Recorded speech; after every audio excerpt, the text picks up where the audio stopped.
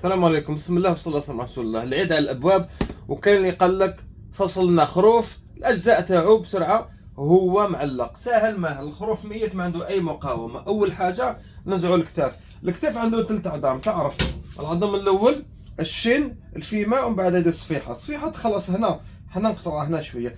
اذا واش دير؟ ترسم، تجيب السكين تاعو ودير شكل دائري. نقدر نقطع هنا باش نحكم. انا ندير هنا علاش؟ باش ما نحيش كلش، نخلي الكارتيلاج في الضلوع، ما نديرش ثقب باش ما نفزتش الضلوع تاعي كي نكون راح نقطعهم شابين. بسم الله. تجبد شويه، تدخل ما بين الكتف والضلوع. كاين هذا الغشاء الصغير هذا، شوف راني نخدم بالعقل باش شوف. راك شايف هكذا؟ هنا تقطع الكارتيلاج تاعك، دير الكتف تاعك على شكل دائري يجي شباب هكذا. نروحوا الكتف الثاني نفس الشيء. الكتف يخلص هنا، انا نقطعه هنا. اذا واش ندير؟ السكين تاعي هكذا نرسم، ندير الطريق تاعي، نخدم بالعقل باش تشوفه.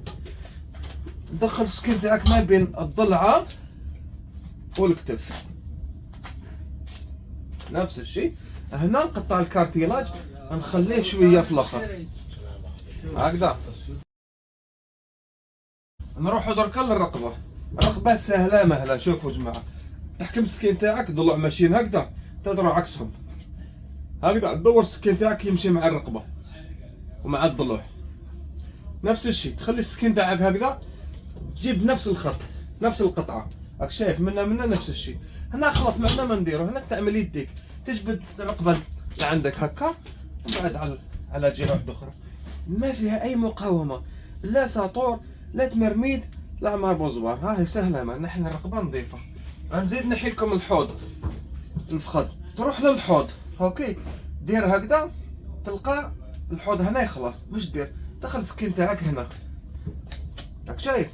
طيح في المفصل.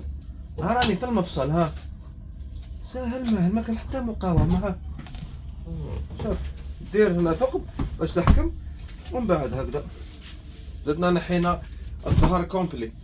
هكذا يا جماعه، فصلوا ونعود. سلام.